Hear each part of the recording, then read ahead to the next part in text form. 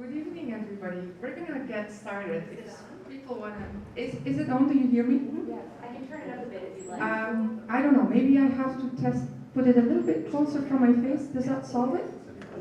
Is there anybody here who says I would like it more to have more volume, a bit louder?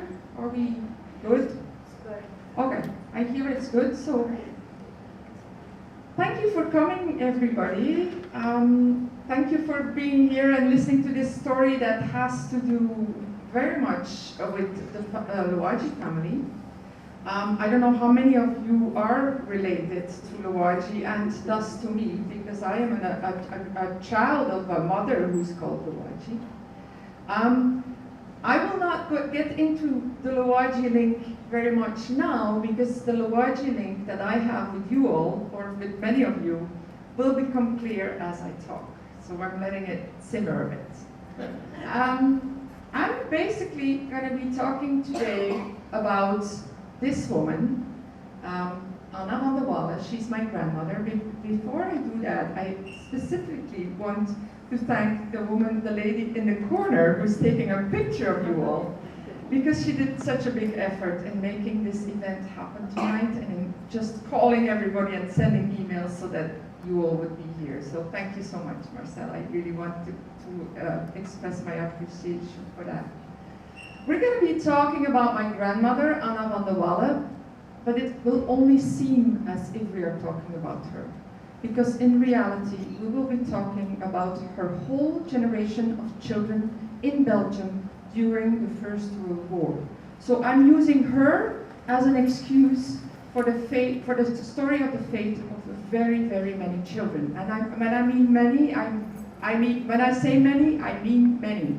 I think we're talking about between 11,000 and 16,000 children that had the same fate as she has. Now, what am I talking about? We mentioned children of the IJzer. I want to first point out to you what the IJzer is, because in Belgium it's a household name, but I'm not sure in the United States everybody remembers what that is. The IJzer is the name of the river that was flooded in order to stop the Germans. So they opened the floodgates at the seaside, and the sea, as a lot of our land, or even our agricultural land in the western part of Belgium, is below sea level. The river would rise and would actually stop the Germans. It wasn't just the IJzer, it was the IJzer connected to the Yperlee Canal. Try to remember that word. Not remember it actively, but listen to it, because I will repeat that name several times in the course of my talk. What do I know about my grandmother in the First World War? She hardly ever talked about it. She had a few little stories that she kept repeating, but besides that, I only knew what my parents told me, and the whole generation of my parents, so all her children, because she had 8 children. They all said, the children missed the war. They don't have war memories. Why not? Because they were evacuated to French schools. And this is what you see here. And we saw this picture. Maybe we should turn off the lights a little bit, because I think the pictures will stand out more if we have less light in the room. These were the pictures that she would be showing us. And she would say, in the war, I was in the colony. That's better, right? You see it better now. I was in the colony, and the colony was a household name that everybody used in my neighborhood in the western corner of Belgium to indicate a massive evacuation action that was organized by the Belgian government in order to take out all the children from the fire line, because the children were actually under the shells, under the bombs. I looked at these pictures as a child, and my grandmother would sort of make it a game, and it would be some kind of a "Where's Waldo" element to it, because she would ask us, "Can you find me?" And we would try to remember where she was. And we actually knew where she was. She's on the right-hand side, that's Anna, and next to her is her little sister Irma. We'll see her again in the course of this story. This is more of a close-up there. Now, we had a second picture of the children of the IJzer, so of this evacuation activity. And that was a picture that was quite different. You know, if you compare it to the first ones, it is order, there's, you know, discipline there, they have uniforms, and we looked at this picture. As it turns out, this was the picture that was taken just after the children arrived, 5 days after the children arrived in France, because that's where they were brought. And as you see, there's a whole story between this picture and the picture we just saw. There's only a year apart, so we can see that the children have been disciplined in the meanwhile. Now, we didn't know a thing about these group pictures. We didn't understand them. And gradually, as I grew older, I started to try to remind what she said about these group pictures. And one of the stories that she kept repeating was that she had to eat beans all the time, that she had, for 4 years, had to stay there, that she had had half an egg in 4 years' time, that children in her class were dying, and she meant dying out of famine, that they were not very well treated, that they were fighting over a piece of bread, that they would be punished for stealing an apple in the kitchen. So these were little stories that I kept hearing each time that these colonies were mentioned. I had no idea of the size, I didn't have a clue of what she was talking about, but one story really stood out for us all, grandchildren, because she had 33 grandchildren. She said, when we came home after the war from the colonies, there was a lot of people on the farm, because all the refugees were sticking together, because a lot of farms were destroyed. There was a lot of people there, and they get out of the wagon that had taken them from the train station, where they arrived back in Belgium after the whole, after being away for a whole 4 years during the war. And she would walk past her mother and say, "Where is mother?"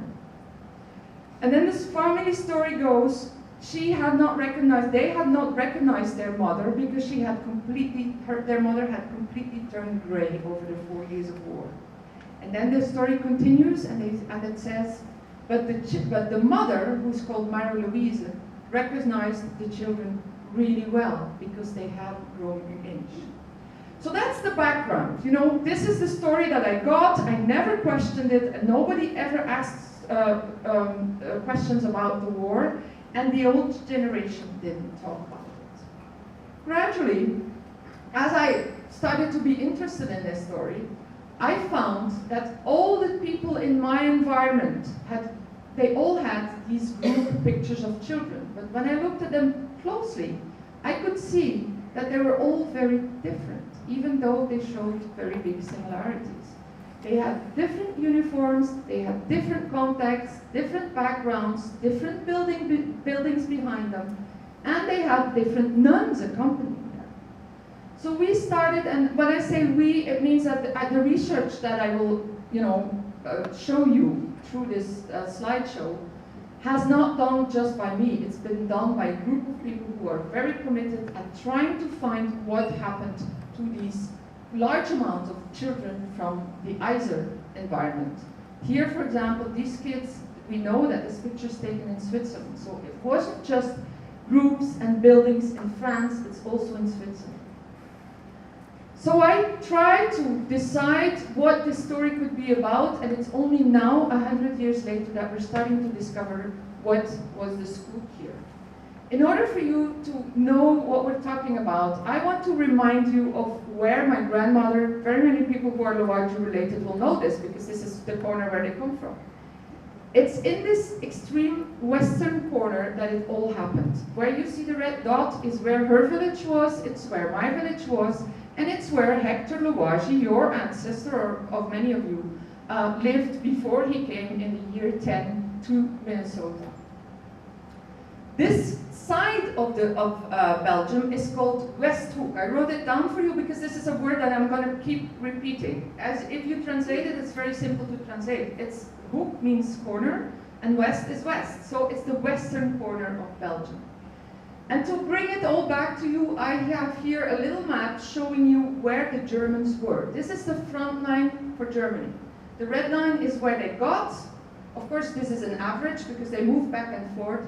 But it shows very clearly, I feel, how much of Belgium was occupied and how much was free Belgium. If I'm going to talk to you today about Westhoek, it's about that little free corner completely on the west. So the rest was occupied by the Germans. And this is where it all happened. This is where they were actually fighting, because the red line corresponds with both the Iser and the Ipperle canal that I just mentioned to you. This is a map that I put in because it's in English and it makes it a little bit easier for you to see what we're talking about. So you're reminded of the names. Antwerp is in the north, and then there's Ypres that you all know, and then you see how close that is to the French border. I had to turn 50 before anyone told me what my church looked like when the First World War was over. These are pictures of the church that I've seen all my life. It was completely reconstructed. I had no clue. People told me that the top of the church had been shot down through the war, but nobody showed me the absolute devastation of the church where I went to every week, and where I did my communion, and where I was baptized, and where I even got married. These are a couple of pictures that really opened my eyes to see the massive destruction that must have taken place in my village. And my village was quite a distance away from the red line you just saw. So it was like the back office, it was the back line. This is an interesting picture, I feel, because it has Muslim graves there. So it shows what an international war this has been, because pretty soon in the war already we have a lot of people dying that come from Senegal, that come from Africa, that come from Morocco. What changed it completely for me is the fact that our national television came to me at some point a few years ago, I think 6 or 7 years ago, and they asked me whether I, in my history, had a story that I hadn't discovered yet, you know, a question mark in my family history. They asked that to journalists, they asked that to politicians, and they asked that to writers. I happen to be a writer, so they asked me, is there anything about the past of your family that you would like to know more about, and that has relevance for the whole of the history of Belgium? And I said, yes. I have these intriguing group photos. And it's not just me who has one, but I know that all the kids in my class had one, and nobody ever talked about the colonies. We all knew the colonies, but nobody asked questions because it was so normal for us. It was like, you know, a fish does never ask about the water it's swimming in, because I was absolutely certain that everybody had had a grandmother or a grandfather in the colonies. So no, you didn't need to talk about it. It was normal. It's only by going to study in Leuven and in Antwerp and in different places of Belgium that I discovered that as soon as I left the Westhoek, nobody knew what a colony was. They thought it was, you know, Africa and Asia. So I told that to the group of people from the national television who was preparing this, and they really wanted to discover this history for me before I did. And then they promised me that once they had found everything about it, they would film me while they were telling it to me. Now, I can tell you that was rather shocking, because you go through all the emotions of discovering the past of your grandmother while they're filming you. That has consequences. I'll tell you more about that.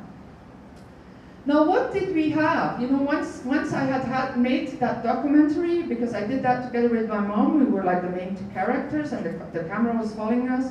We started to look for what we still knew about my grandmother. My grandmother was alive till the year 89. I knew her till I was 25. So I've known her personally. I've had a chance to talk to her. I never took the chance to ask her questions, which I regret very much now.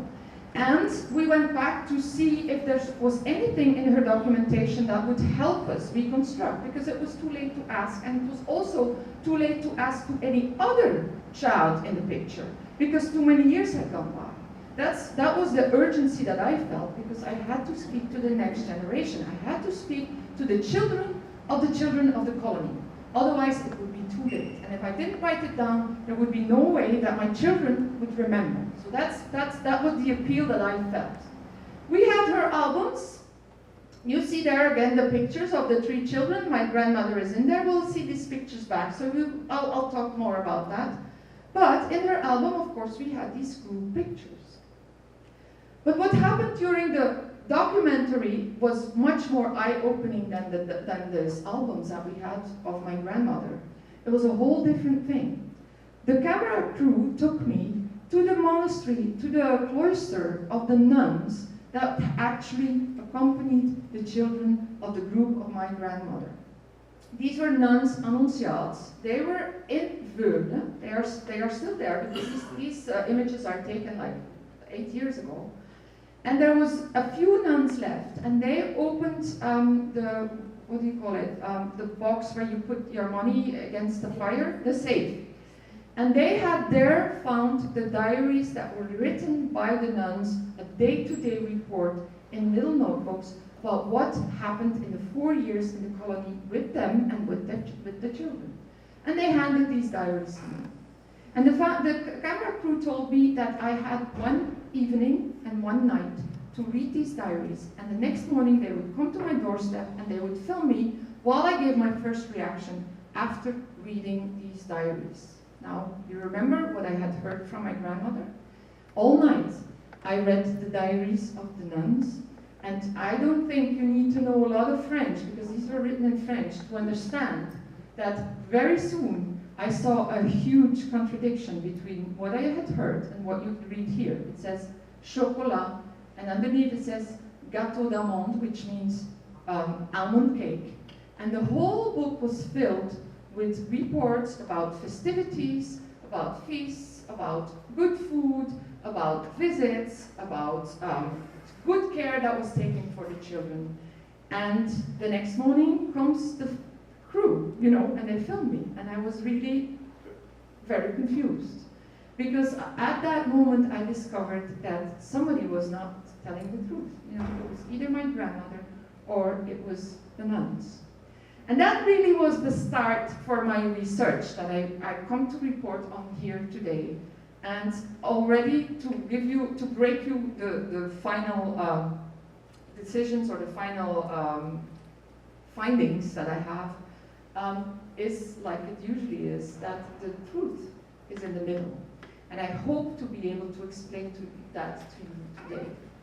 But let me just really quick, go through her family situation before I get into the whole idea of evacuating a group of children without their parents, because that is really what stands out in this story, of course. That you should take away the children from their parents in order to save them. This is the family situation of Anna van der Walle. She has a big brother who has just gone to the army for 3 years when the war starts. He immediately is drafted, he immediately has to go back. His name is Florent. We will talk about him more in the course of my talk. This is her second brother. He didn't have to go to the army immediately, but went later.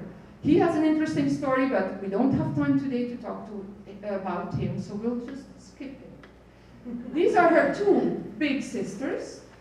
On the right-hand side is Bertha. She has an interesting story, but unfortunately we don't have time today to talk about her. We skip her. But we will talk about Marie. Marie is on the left-hand side, and as you see, she didn't stand still in the picture, and there's a reason for that. Marie is what we would call today challenged. She's mentally disabled, and I think at that time we didn't have all these politically correct terms. At that time, in my dialect, we just called her an unhappy child. It's a horrible expression, but that's how I translate my Flemish dialect, and that's what she was called. That's what my grandmother has always called her in the course of her life. We will talk more about her, try to remember her face. We skip this brother, we skip her brother Dandy. They all have interesting stories during the war, but we really want to talk today about the small children, because the small children were the children that were evacuated. Why was it the small children? Because that were the children, that was the age between, say, 16 for the girls, 14 for the boys, and say 5, 6, 7. That was the age that the children supposedly should be in the schools. Of course, they weren't, because all the schools in that area, I'm not talking about the occupied area, I'm talking about the area on the West Hook. All the schools were taken by the soldiers. That's one thing. Second is, as you all know, many of you have been in Flanders, the schools were usually just below the churches. And if they were just below the churches, they were in a very dangerous position. Because what is the first things that an army does in a wartime? They make sure that you, as an enemy, cannot look to see cannot look in the distance to see where their troops are. So anything up high, they will try to destroy. So from the beginning of the war, they are shooting at the churches, they're shooting at the mills, they're shooting at anything high, even on the farms, because very many farms had these chimneys where they dry the chicory. People who lived on a farm like that were in danger because they always expected that the soldiers on the lookout would be in the tops of these buildings. So the schools could very early in the war not be used anymore. So we're really talking about kids this age. These are the two brothers of Anna van der Wallen. They are at the time that the picture is taken, they're like, I think 7 and 9 or something. This is already a picture taken in their colony. And then you see that by the fact that they wear a uniform. It stands out to me that they are wearing a uniform that is inspired by the army. We will see that in the course of my talk, how boys at an early age are being prepared to go to this army, because people were very patriotic and very much conscious of the danger that existed by having foreign enemies. This is my grandmother on the left with her big sister Martha and her smaller sister Irma. We've seen Irma before, you know, the picture where she was holding her little sister, that's the same girl. This picture is taken in the year 13. It's the first picture that we have of these children. This picture for me really stood out because it shows to me that these were not small farmers. You know, these children have nice dresses on. Somebody is very good at sewing here, obviously. So I think we can say that these were middle-class farmers, and these, if I look at these girls, I look at girls who definitely have a future, you know. If emancipation comes through, they will be farmers' women, and they will have a big involvement in the farm of their husbands, and they will be emancipated. Of course, they didn't expect that there would be a war, so that will just go through their history. Then there's two other children in the family, and they're called Rachel and Blanche. The reason we don't have a picture of Rachel is because she was already dead when the war started. And we don't have a picture of Blanche for another reason, and that will become clear in the course of my talk. But Blanche is only 6 weeks old the moment the war starts. So imagine, these are my great-grandparents. They're called Auguste van der Wallen and Marie-Louise. And they have a family of 12. One child has died. One is 6 weeks old, and the war is going to start soon. Immediately, they will lose their son, not lose, but they will have to give their son to the army. The villages where they live, I wrote them down for you because I think it's important that you visually see them, because I understand that it's difficult if you don't master the language to remember the names of the places. The villages that we're going to be talking about are Zuidschoten and Boezingen. These villages are next to each other. They're very, very close from the Ieperlee Canal that I mentioned before. So they're very close to the front line. They are, let's say, 1 mile away. And these villages are important because the two churches are relevant for my grandmother, because their farm was on the one village, and Boezingen, but they went to church and school in Zuidschoten because when they had to walk, and they had to walk at the time, it was closer by. Let's take a look at those villages. Let's see what they look like. They have no similarities to what you know here in Minnesota. The villages are quite different. The houses are small, the streets are narrow, the houses are really close together. This is an example. It's not the house of my grandmother. We don't have a picture of the house of my grandmother, but very certainly the house that my grandmother lived in with these 11 children, you know, 11 alive, will have looked like this, because all the houses in the neighborhood at that time looked like this. This is her church, this would be the inside of her church, and this is the church of Boezingen. They had a school, and they had nuns teaching them. In May 14, the law is signed that the children will have to go to school. So the law that the children are forced to go to school is in Belgium very, very recent. These are the nuns that are teaching them. This is a class picture. You can actually see that on the little blackboard there, taken in the year 13. We recognize, again, many of the children are related, and this is again the sister of my grandmother. We will talk about her. Her name is Marta. We will meet her again in the course of this story. And that these are pictures taken in the moment that nobody knew that the war was so close by. But then the war starts, and from here on, I will show you a series of pictures in order to try to evoke to you and to try to show you what the children probably have seen. Because coming back to what I said in the beginning, people kept telling me, you know, the children didn't see the war. They went to France. I very soon realized that that was a mistake, that that wasn't right.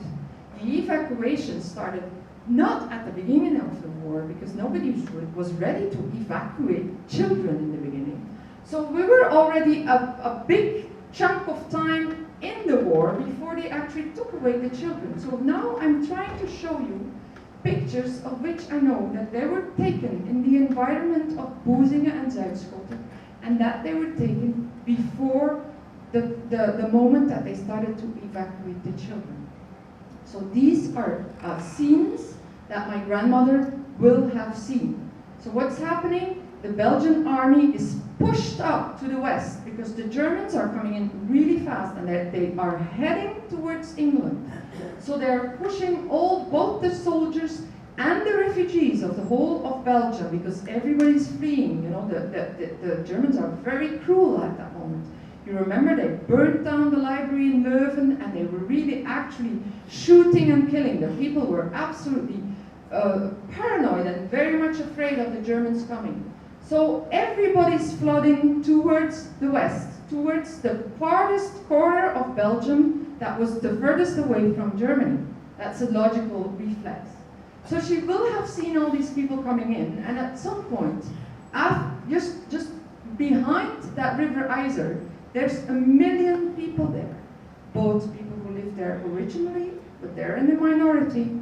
A lot of soldiers, because from the other side, the French and the British are coming to defend that very particular front line on the river, and of course all the refugees. And at one point, because we're talking about that little corner we just saw there, at one point there's 1 million refugees there, and we're talking about 3 towns and 50 little villages. And when I say little villages, I'm talking about villages that count like 500 people.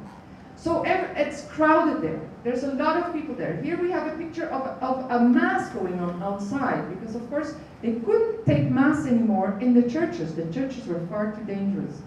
And here we have a picture of what is happening as soon as the Germans reach the other side of the river. All these people are together there, but they start bombarding. And you see the little holes there in the roof? When I started to study this war, I had the images in my head of the Second World War and all the wars that followed that. So I had an idea that if your house was hit by a bomb, it meant that your house exploded and it was gone. Well, that wasn't the case in the First World War. If a bomb fell, that's what you got. Now, if you were a farmer and you had a bomb on your house, and you know that all your belongings are on the farm, what do you do if you have a hole in your roof? You fix it right. You stay. Because you know if you're going to flee with your 12 or 13 or 11 or no matter how many children, that you're probably going to starve because you will not have any way to feed them. So you're staying. You know you're very close from the Germans, but you're staying and you're fixing it. So that's what my great-grandparents did. They just stayed. It was their village. They continued to work on the land. They continued to feed their animals. And they just had their children with them. Children couldn't go to school. What did they see? These are all sceneries, situations of what is happening behind that front line. Soldiers everywhere. Here, this picture actually proves to me that the children are there. Can you see that? There's a mother or a grandmother there with a child holding, with a child at her hand. We have the diaries of the other nuns. So I talked to you about the diaries of the Annunciates. But the nuns that I just showed you that were the teachers of my grandmother, they also wrote diaries. Very many people came to me after I gave talks like I do today with very tiny pieces of diaries, and people would say, you know, what can I do with this? It's only 5 pages. But when I put all the pieces of the puzzle together, I really get the full picture. So I learned from those diaries, from the other nuns, the ones that are in the village school, that the soldiers were actually testing, I'm talking October 14 now, they're testing their cannons on the 4 corners of the playground of the children. So, and they were like 16 meters away from the playground, so they were really, really very close. The nuns had to stop giving class because they couldn't hear the children talk and the children couldn't hear the nuns talk. So the soldiers are really, really close. They're getting organized to make a defense line through their village. The children will have seen the bombardments. They will have seen the soldiers coming in who were hurt.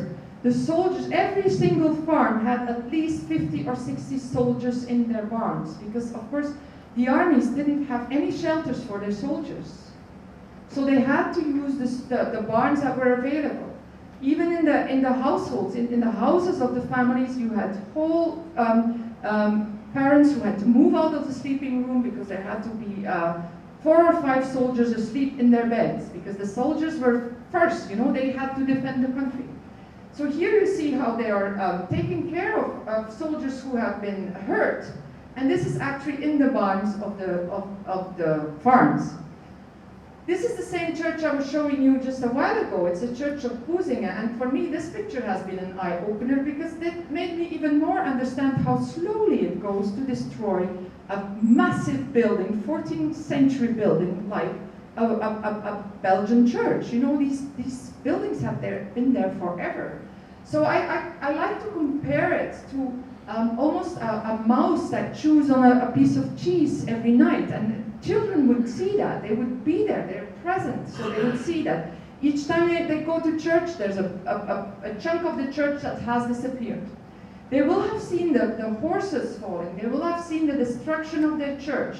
They will have seen the explosions taking place, but still the farmers stayed. Again, I don't have to explain that to any rural community, but it's the only way to survive. So what do? They build this kind of defenses. They go into the house on the other side, but the side that is directed towards the front line is defended. They close the windows. They make sure that when there's an explosion, the glass windows don't break. So they put not plastic, of course. They put ribbons in them. They take them out, or they close the, I don't know what the word is, but the wooden shutters, yes, to make sure that when there's an explosion, the children are not hurt by the glass that just flies around. This picture for me really made clear that I was on the right track, thinking that the children are there for a long time, because in the beginning when I did my research, nobody was able to tell me how long the children were there. But see, I found this picture, and here it shows clearly how destroyed their house is, and the children are there. So the children are actually living in these situations. And I don't have to explain you how urgent it must have felt to the Belgian government to do something for the children. The children saw how many soldiers were being buried at their farms, because now we see, if you've been to Belgium, you've seen all these graveyards. But that wasn't like that back then. They were all in different places in the countryside, and it's only after the war that they've been collected and put together. So the children knew, I assume, what was happening. And the children saw things. This is on the borderline of the Yperlee Canal. That's 1 mile away from the house of my grandmother. So the soldiers are really digging themselves in to make sure that if the Germans should cross the river, that they can stop them. These are all pictures that are taken in her village. This is a mill in her village. This is an explosion in her village. We read in any kind of diary that we have, even in newspapers, etc., that farms are being hit all the time. I mean, this shows it clearly, right? This is a farm. So it's not like you think, oh, this bomb will fall in the fields. No, sometimes your house was hit. I have a picture here that is not the picture of the story I am about to tell you now, but it just gives you a visual impression of what I'm going to tell you now, and it's only one of the many, many stories that was handed to me. These are haystacks, and the story I'm about to tell you is about the aunt of my grandmother. So her neighbors, as we know, farms were really close together in Flanders. Her neighbors live like 400 meters from herself. You know, the families are 400 meters apart. And their neighbors are also is also the sister of her mother. So her aunt is her neighbor. Now what's happening there around Christmas in the year 14, at the moment that the children are there, a firebomb hits the haystack. And the haystack has not been, the corn has not been separated from the straw yet. So it's really the corn that will be needed to go through the winter. So the moment that the haystack catches fire, the whole family is running outside in order to kill the fire. And all the soldiers who are in the barns run outside to try to stop the fire. They don't manage. The whole what do you say, provision for the winter is destroyed. Now the aunt of my grandmother at that time, trying to stop the fire, carrying buckets towards the haystack, is pregnant. She's very distressed by the fact that they lost all their corn, and in the evening she starts to give birth. It's much too early for the baby dies, they have to bury the baby, and my great-grand aunt doesn't stop bleeding. Now, her husband, my great-uncle, tries to go to get the doctor, but he stopped. Why? Because the bombardments that hit the haystack are still going on. And they're still trying to hit the church and the village. And the doctor lives in the village. So he is not allowed to go get the doctor. They go into the barn and they ask the military doctors. The military doctors go in and they look at her and they say, well, this is a bleeding. She doesn't stop bleeding. We have been taught how to stop a bleeding if a soldier loses an arm or a leg. But we've never learned to stop a bleeding in a woman. We don't know how to do that. A few hours later, she dies. Now, the family story goes that they have to bury her early in the morning. They go to the church, and they have to bury her not going in the church because it's too dangerous. The priest is there. He gives her the blessings in the front of the church. You know that little in the Belgian churches you have that. I assume you have that in many churches here. So they stand in the front of the church because it's too dangerous as soon as they go closer to the tower of the church. And they give her her blessings. And they bury her. By 8 o'clock in the morning, she has been buried. But by noon that same day, the explosions in the graveyard have been so severe that she's actually blown out of her grave and out of her coffin. And afterwards, the family tells me that they've tried to find pieces of either her coffin or her clothes or her body, and they haven't found a thing. She had been completely blown out of her grave. Now, for me, this is an eye-opening story again, because as people had been telling me that the children didn't know what was happening during the war, I am willing to believe that you could protect your children from certain stories.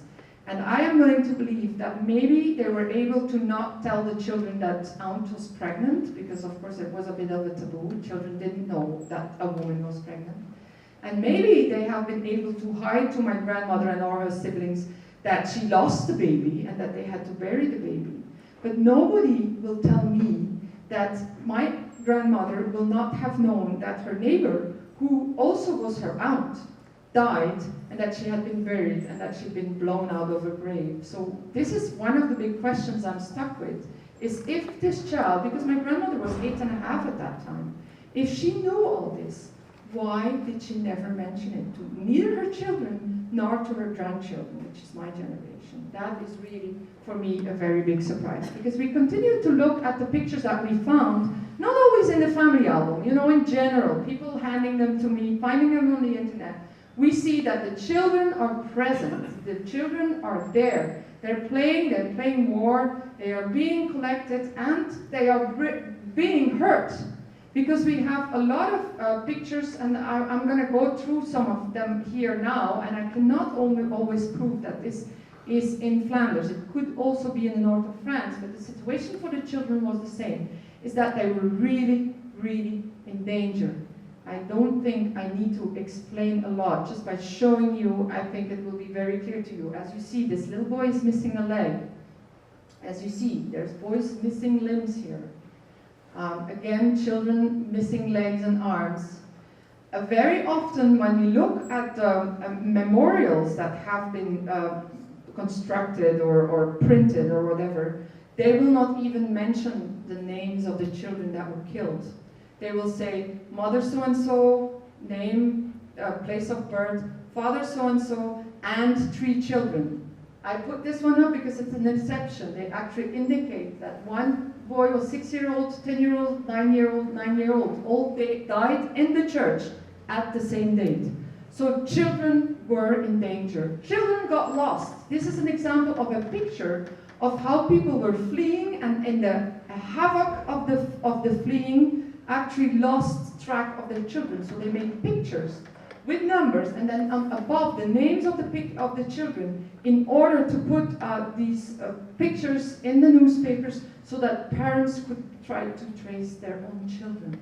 This is an example of a child that was found in the rubble, in a basement of an exploded house, and nobody knew who this child belonged to because the parents had fled, and it was actually adopted by the soldiers. It was used as a mascot for a couple of days probably, because as soon as the Red Cross knew about that, they took away the child because there was no way they're going to leave this child as a mascot in the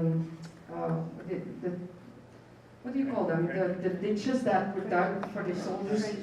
Trenches, yeah, that's the word I'm looking for. This is Maria Moran. This shows, this makes my point that if, this is something I really discovered while doing this research, is that if you start to talk to the people in the Westhoek about the war, they will at first say that they don't remember anything and that their parents didn't tell them anything. But once you start telling stories, they come back to you with stories, because people usually remember much more than they will tell you. This is a very good example. This is a picture of Maria Moran, and I gave a talk like I am doing today in the Westhoek, and afterwards a woman came up to me and she said, I lost a great aunt in the war. She was 3 years old. She was in the kitchen with her mom and the baby in the cot and her grandmother, and a bomb fell on their house and they were blown out of the house. And she lost her legs. She was brought to the hospital, but the doctors couldn't help her, and she bled to death. She died the same day. And she said, I have something to you which I want to show you, but it's very hard for us and our family, but if you insist and if you want to use in the book you're writing, I can take it out for you and I can take pictures of you. She said, as the father of the child was taking a prisoner of war and was in Germany, she knew that he would never meet his little girl because she was born after he was taken a prisoner. And she, the mother kept the dress of the little girl that she had been wearing while she was shot. And this dress is really showing to me, because if you look at the back of the dress, you can see actually, you know, this child has been hurt by shrapnel, obviously, because that's, you know what shrapnel is, right? It's a piece of the bomb. It really shows that shrapnel is not only a piece of metal that is very, very sharp and actually cuts off the leg of a child, but it also shows that it's very, very hot. It's several hundred degrees because of the explosion. So not only is it cutting through the body of a child, but it's also burning through the body of a child. So they sent me these pictures. The mother had never washed the dress. The blood of the child was still there. And after 100 years, they still couldn't open the box. So talking about not being able to talk about trauma and about talking about transgenerational trauma, this is a very good example. This is the situations that the children are living in. Now, this is only to show you that I had to break down this initial thought that the children had not witnessed the war. I think I made clear through the pictures that the children were carrying a lot of psychological luggage in their mental backpack the moment that they were evacuated. Now, well, they're still not evacuated. They're still there. What is changing on the 22nd of April 1915? I can't ask you, I don't expect you to know, but in Belgium this is a date that is very, very clear for most people who learn about the war. The 22nd of April is the very moment that for the first time in history, chemical warfare was used, so they were throwing gas bombs at the soldiers. And incidentally, this happened in Boezingen, right at the other side of the river. So incidentally, this happened in the village of my grandmother, and my grandmother had always told that story. Whenever we talked about the war, she would always mention one little phrase that we didn't know what she was talking about. But whenever we mentioned the gas, she would say, yes, I remember, the soldiers were dropping dead on the what is it again, the dung hill or the manure hill in the old farms in West Flanders or the Westhoek. You actually had the manure in the middle of the farm because it was a very crucial place. It was a place where everything was collected, and she said the soldiers dropped dead on the dung hill. Now we were wondering, you know, if a soldier falls dead, usually it's because he's hit by a bullet or a shrapnel, but how then could they reach so far away from the front line? What is this? But as she was telling this story, connected to the gas story, we soon realized that the children had actually witnessed that the soldiers who were not killed immediately by the gas, because they didn't swallow enough of it, that they probably, and we see that also in accounts, that they probably started running, and where were they running to? They were running towards their homes, because these soldiers were actually at home on the farm. And of course, if you're in distress and you're afraid, that's the first place you go. You go to where you're stationed, where your mates are, where your offices are. So this is where they were going to, and I actually have pictures of how these Germans are preparing this gas attack. And this was all actually happening, like, as I told, 1 mile away from the home of my grandmother, which means that the citizens, clearly, when I read the diaries, felt the gas in their throats, and they started coughing, and their eyes started crying, and they could actually see the cloud. This gas had a color. It was yellow, and the sun was going down, so it had different colors, but it was heavier than air. So it was staying close to the ground, and that's really relevant for this story. If you're talking about children, the fact that it stays close to the ground means that the children are swallowing it first, right? They're inhaling it first. So this is a picture that shows clearly how the soldiers are actually dying on the farm. So this is not made up by my grandmother. And I went back to different families, you know, to her brothers and sisters and their ancestors, and I asked them, did your grandfather, grandmother tell the same story? And they all agreed that the children all had witnessed it, because they had all told it as if they had seen it. So the children were there, we know that. But then, of course, once the gas attack is starting,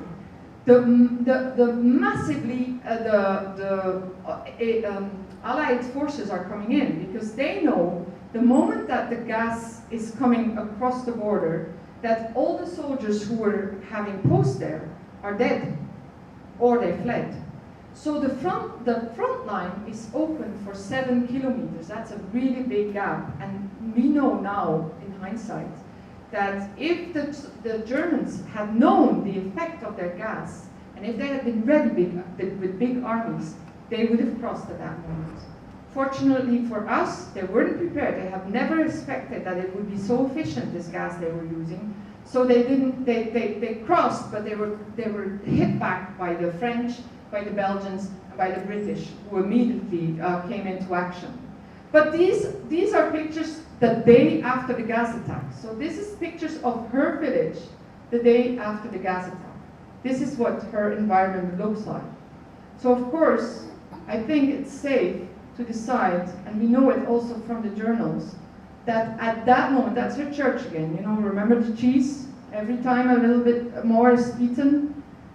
I think it's safe to decide, and we know from the diaries that at that moment, the villages of both Zuidschoten and Boezingen are empty, because all the people now are running.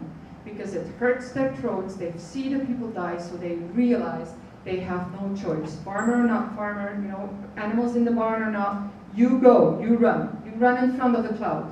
We have some pictures here. These are not pictures of the gas attack. We do not have pictures of people fleeing from the gas attack for one simple reason: everybody was running. Nobody was thinking of taken pictures, but this is giving you a bit of the atmosphere of Belgian people fleeing for the war.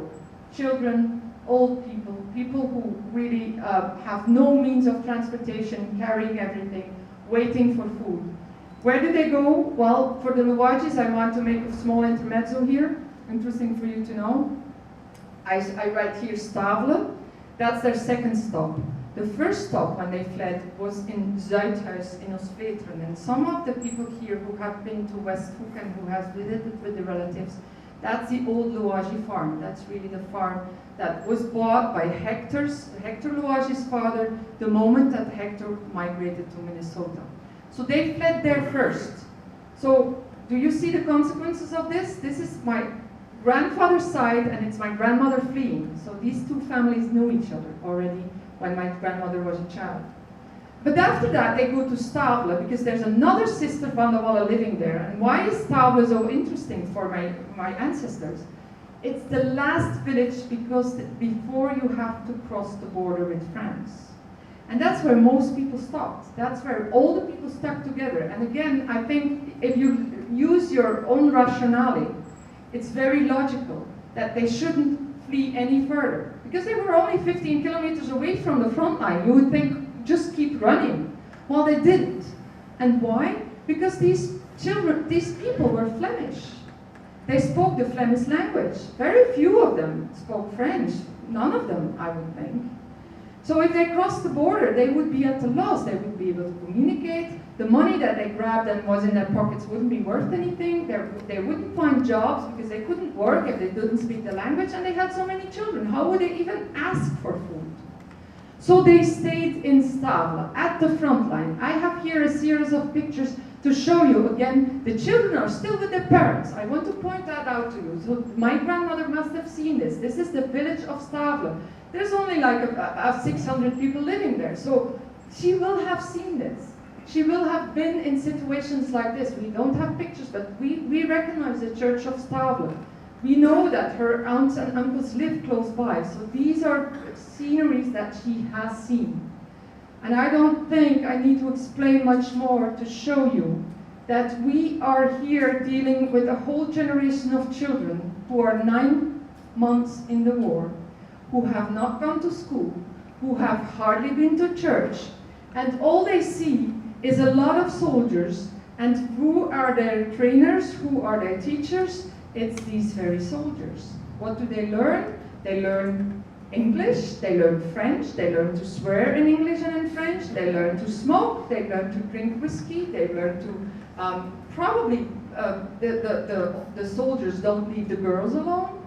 The boys, they are allowed to go everywhere, maybe to even try the guns, who knows?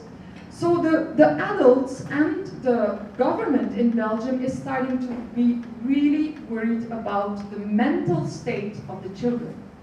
Not only out of concern for the children, but also because they know that that generation is the future of Belgium. Because remember, these are the only real Belgians at the moment, because we all know how the war ended. But it's, for them, at that time, it's very possible that the Germans will never go back.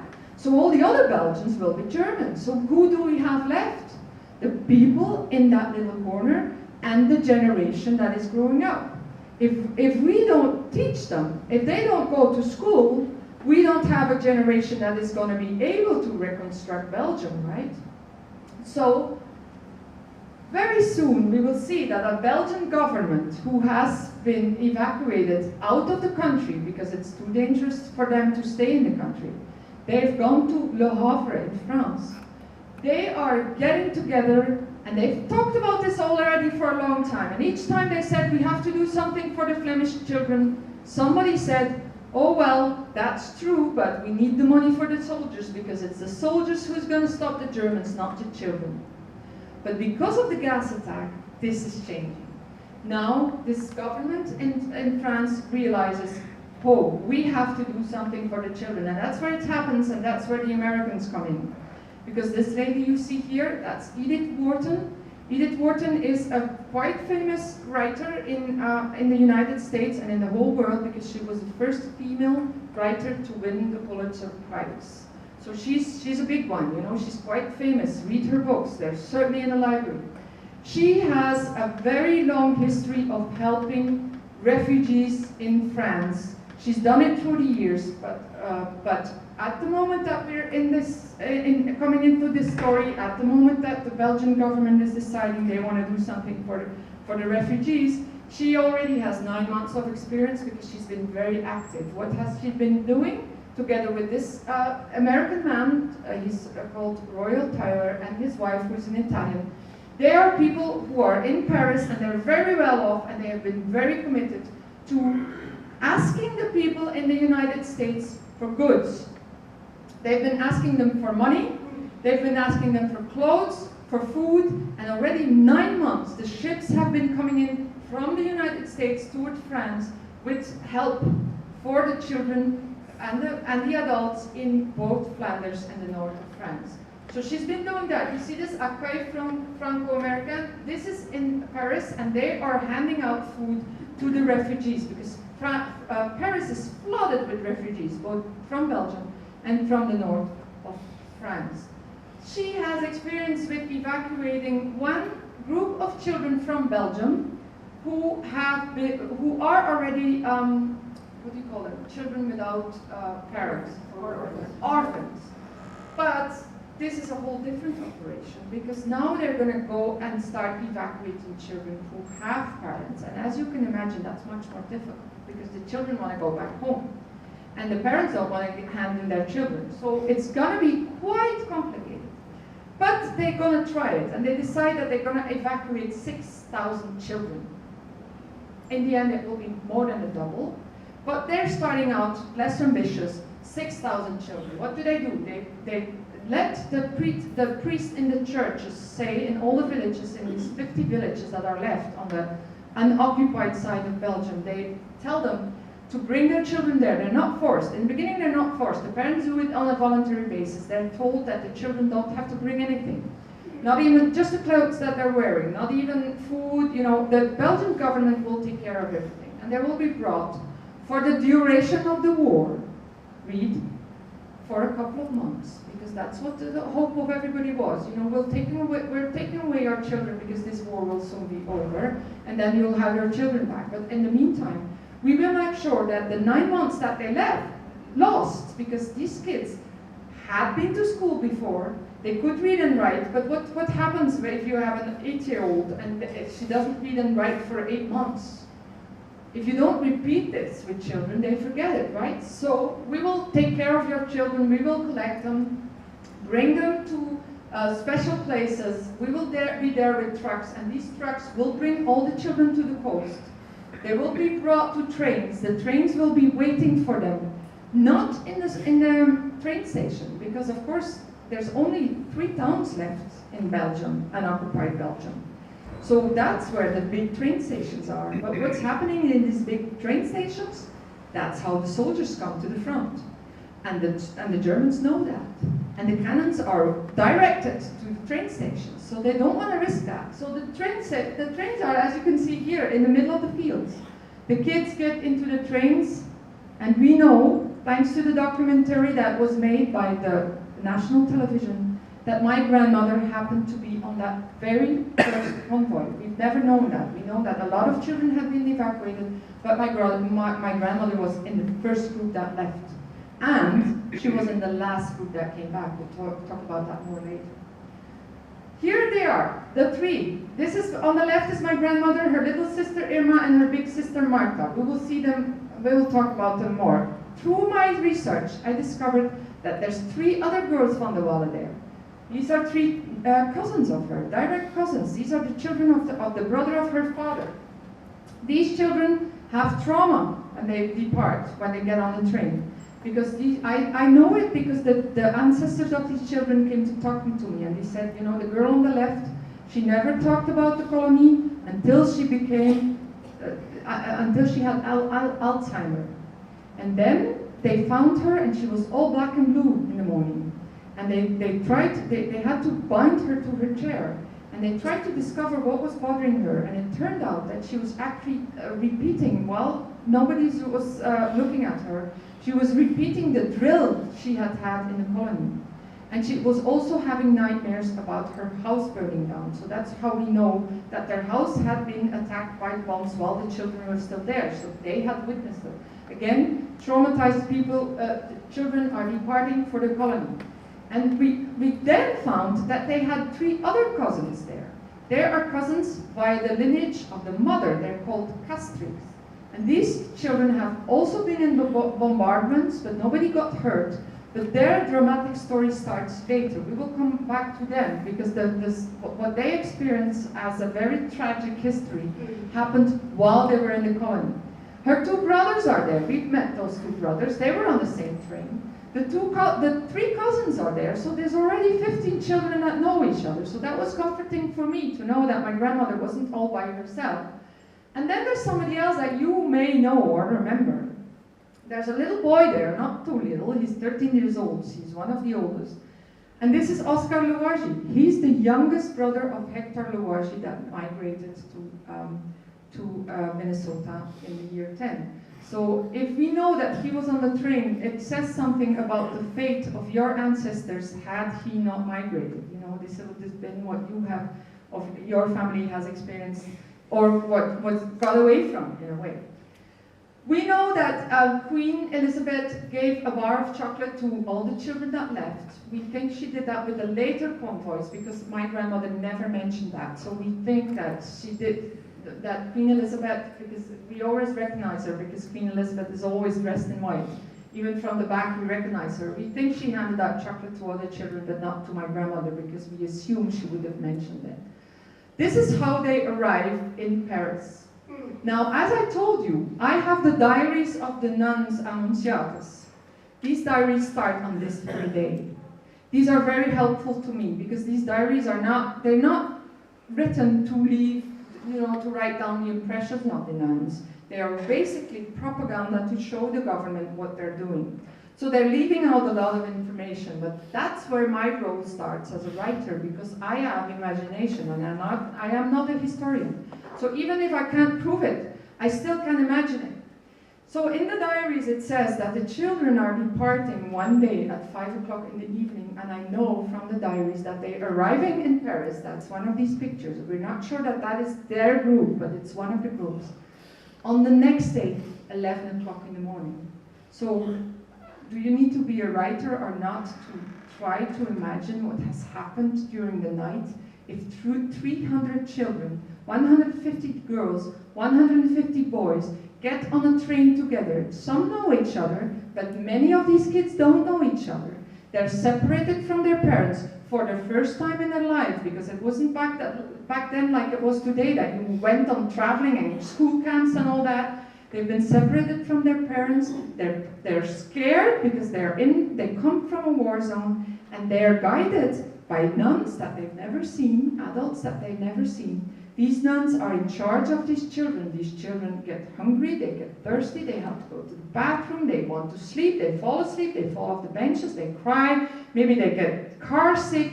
So I am imagining what is happening in this train as a writer to these children. We see them arriving here. These again, sometimes they're pictures of later convoys, but I'm just, you know, showing you these pictures to give you the atmosphere of the children arriving. They were actually given Belgian flags, but see, they're exhausted. The children travel all night. They're not gonna wave their Belgian flags when they get there. The Red Cross is waiting for them, gives them some milk and some bread, and they're immediately brought to a big refugee center in the heart of Paris, in these open buses.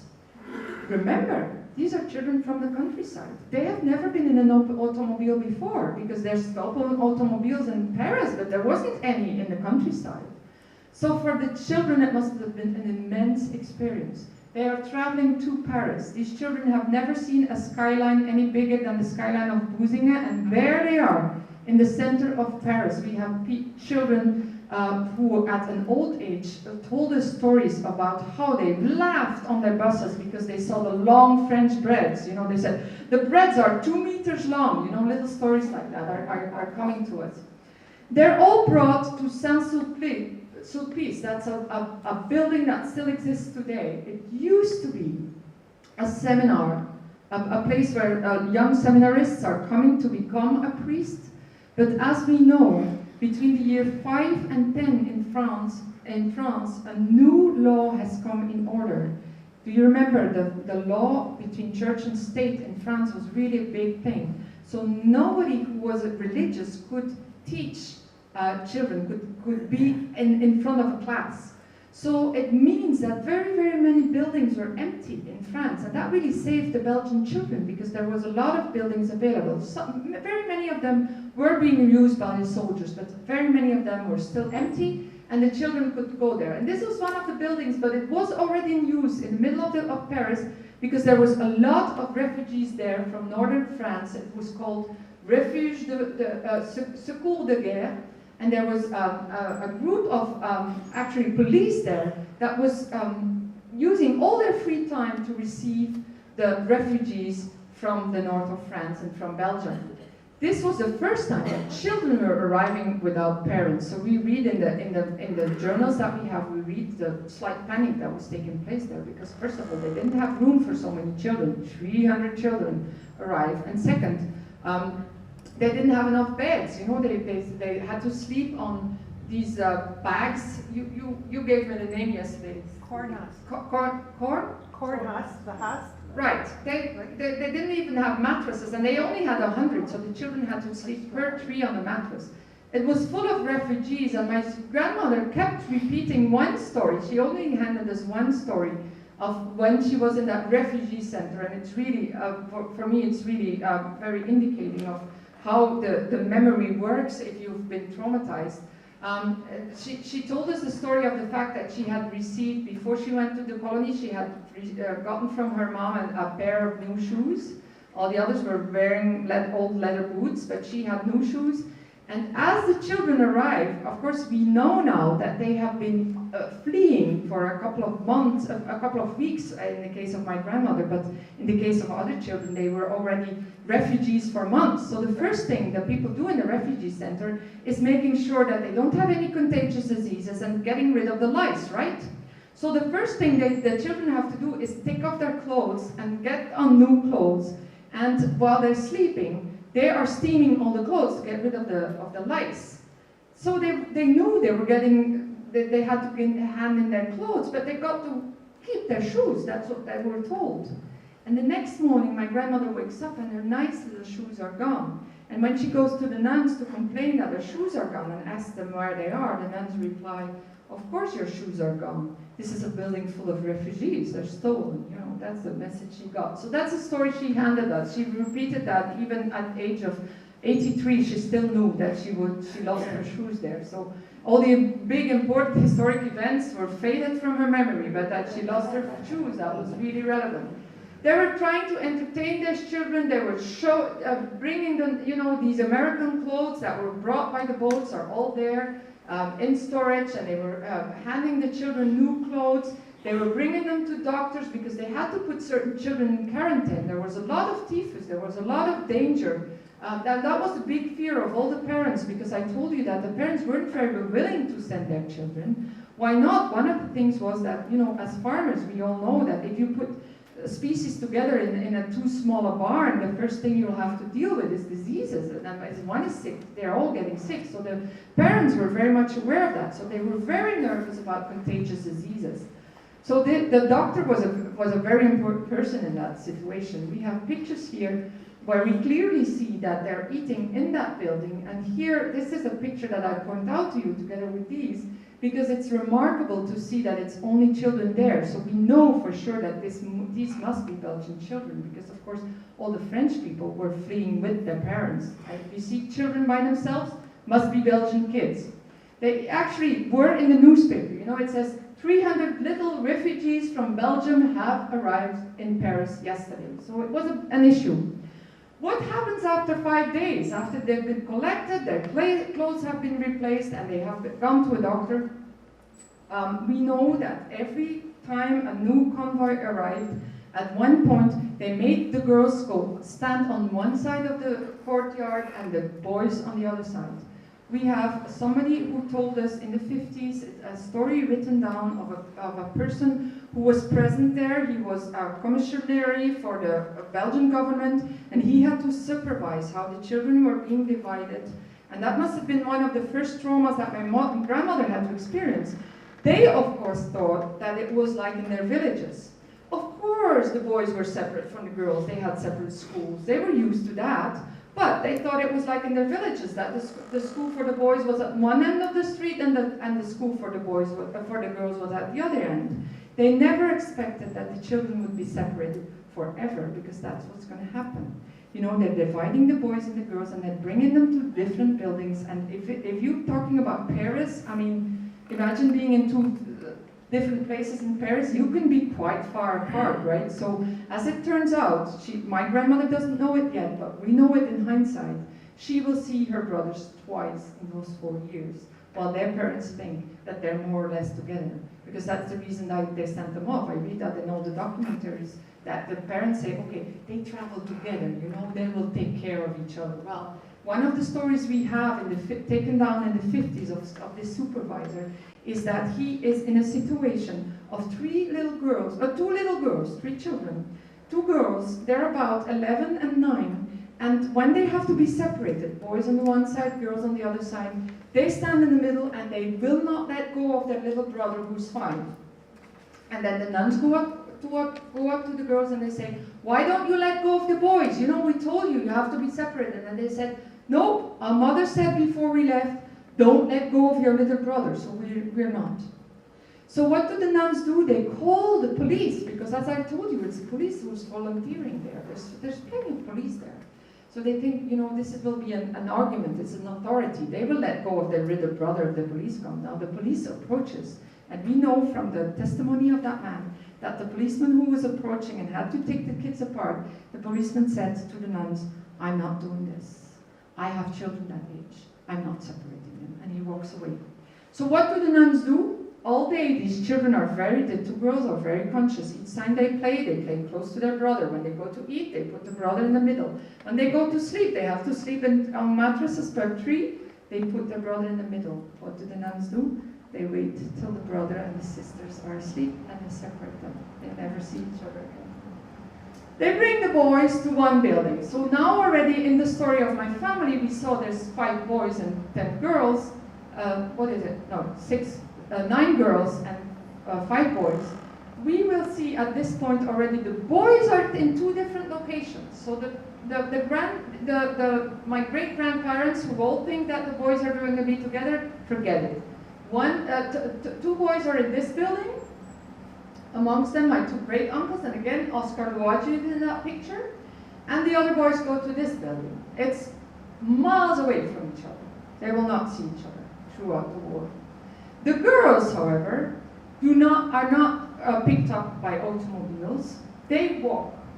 And we know that from the diaries. And I can assume how they walked. I just make the same walk. I make the shortcut. They will have taken the shortest way, and it goes right to the Parc de Luxembourg. So very many people will have been there. And we have testimonies of children from the Iser, colony children, who tell us that when they were walking there, anytime they walked through the park, what happened is that each time they had one of these naked statues, the biggest nun would go stand in front of it, and if they were still looking at the naked women, they were slapped in the face. The nuns did, the children had never seen anything like that. I mean, they probably hadn't seen their mother naked. That's why they walk past this big prison, because the children will be located in a street named Rue de la Santé, and it's right across this biggest prison that France has ever had.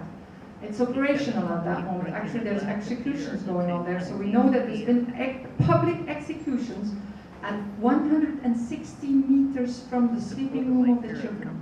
I can only hope that the children didn't know what was happening there. They come in this building, in the Rue de la Santé. It means the street of the health. That's a building, again, that is empty because it was owned by nuns. They had a pensionnat there, that's a boarding school for girls. And it's empty because, of course, the sisters are no longer allowed to teach children. So immediately they can walk in there, they have dormitories there, they have a big place to eat. They have a lot of space. The building is there today, so as you can see, this is a modern time picture. I'm pointing out here how it felt for me when I was in the documentary, because I was standing in front of that staircase, and I immediately recognized that that was the same staircase that I had seen the group of my grandmother standing on. Here again, that's still out of the documentary, where we actually come to the place where this picture was taken. I went inside the building. I wanted to have an impression of what my grandmother will have seen from the dormitory where she was sleeping. They were actually looking into the big prison that I just showed to you. These are just pictures to give you an atmosphere of what it would have looked like, where they were sleeping. These were the nuns that were taking care of them. Feel free to count them. So as you know, the girls and the boys have been divided. There's 150 boys who left to 2 different places. The women are left, the nuns are left with 150 girls, but they get some extra because the parents cheated. They sent more children than they promised. They sent younger children than they promised because they felt that their children had to stick together. So they are there, and there's 12 of them, and they have 150 children to look after. And these children have to be fed, they have to sleep, they are sick, they have to go to class, so they have to be educated. So you can imagine the workload on these nuns. So later on, through this talk, when I remind you of the negative memories that my grandmothers had, I think part of the explanation is there. They were chronically understaffed. This is the place where she had her communion, because of course all these children needed their communion and hadn't had it because of the war. So one of the big tasks for the nuns was to prepare them for their communion. That chapel still exists, as you see. This is to give you an impression of how big the classes are. There's 3 classes, so each class has this big a group of children. Don't think that they have 2 teachers, because that's the Mother Superior. She's in every picture, but that's their teacher. Can you manage a group like that? This is again my grandmother and her sister. This is the group of the 9 children van de Wallen. 3 of them are called Casper, but their mother is van de Wallen. So it shows that the nuns are very, very much aware of the fact that these are relatives. So I think it's important to point out, I don't think I mentioned that, but the nuns that were accompanying them were really nuns of the Westhoek. So they spoke the dialect of the children. It was very important also for the parents. They did not want their children to become French. But the nuns, of course, wanted to teach them French, because it would mean that they are a step higher up, because if you spoke French in Belgium at the time, you had a much better chance in life, because French was the language of the bourgeoisie, and it was the farmers that spoke the Flemish, right? Fortunately, that has changed. But see, it shows that the nuns were very much aware of the family situation of the children. Otherwise, they wouldn't have ordered anybody to take a picture, because we know this picture is taken in the colony. Somebody must have said to the photographer, take a group picture of these children because they belong together. I am going to go through an impression of what the children are doing there, because that's what the people that I talk to always want to know. What were they doing there? We know in hindsight they've been there for 4 years. They've been within their walls. So what do? They do a lot of sewing. The nuns are quite aware already at that time that children needed movement and they needed to be outside. Sewing again. This is a piece that my grandmother made at age 9. I mean, I don't know how many times she will have needed to start this again to make it so equal, because I think it's very skillful. Marcella, what would you say for a girl of 9? They sang a lot. They celebrated all the festivities that you would have as a Catholic group of children, and Christmas is one of them. They were making lace. Some of the nuns were really good experts at making lace, and they were teaching this. The American women find that very important, because they were kind of feminists. You know, they felt that every woman should know how to sew, because it would mean that if later on the war was still going on and their husbands were at war, the woman would be able to provide her children with food, because she would have something to sell. They did then communion, as I said, you know, this is a souvenir she still had. They moved. This is the drill I was talking about. This is the play, the game. Sometimes it's very playful, and I think these pictures give a positive picture of the whole situation, because this is a kind of promotion. I mean, that's what you do if you have a photographer go in and make pictures of the children.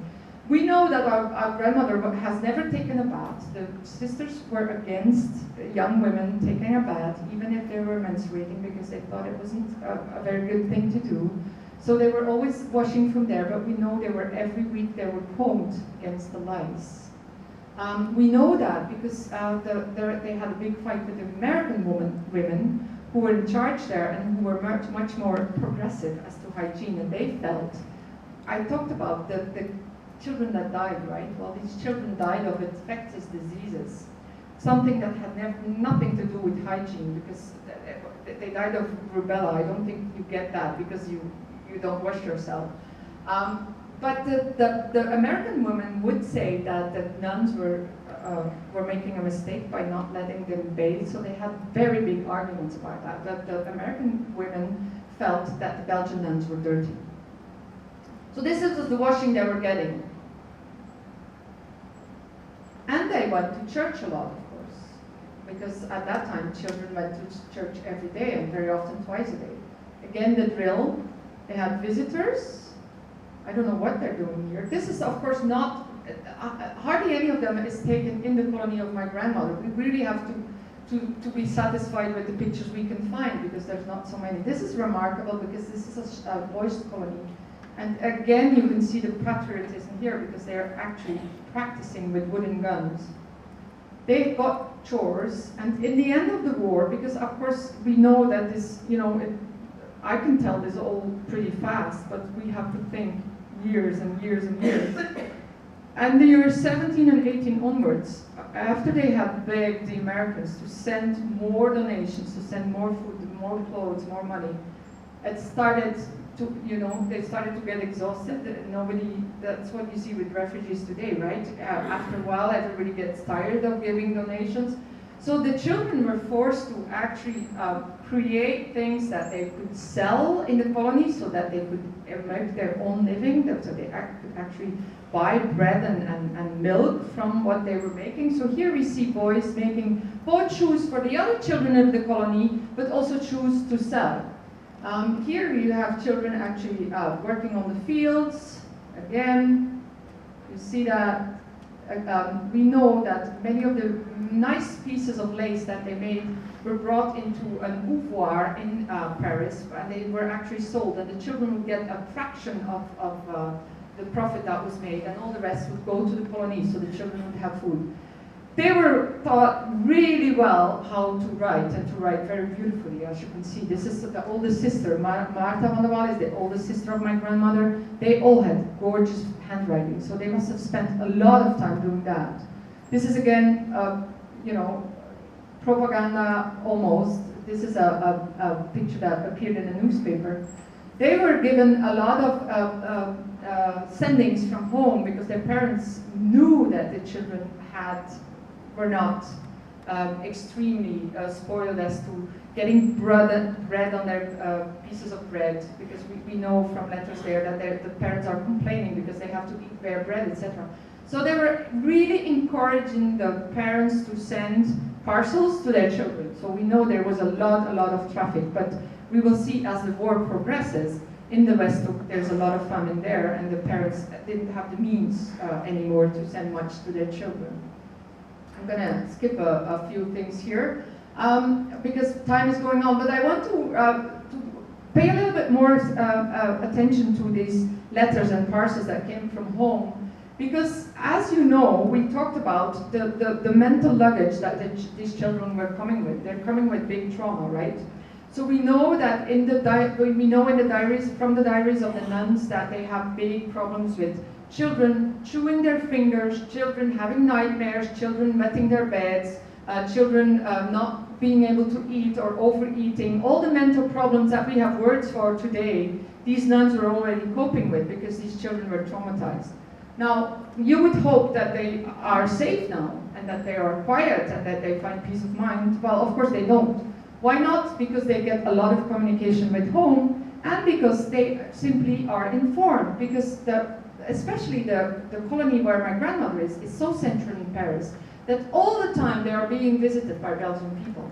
So they get a lot of news and they get a lot of letters. And one of the first letters that the girls Casper get is where the mother, Romani van der Walle, who's my great-grand-aunt, who was a very good writer, she sent long letters, tells the oldest girl, Marta, there was another Marta there, I mean, they all have the same names, that there's that a bomb has gone right through her bed, right through her window, right through her bedroom. So we already know that these children must have known how destroyed their houses would be when they come back home. Of course, the mother was also, I think, trying to make a point towards her daughter, saying, you know, had you been at home, you'd be dead now. So I think the guilt with the parents is playing a role there.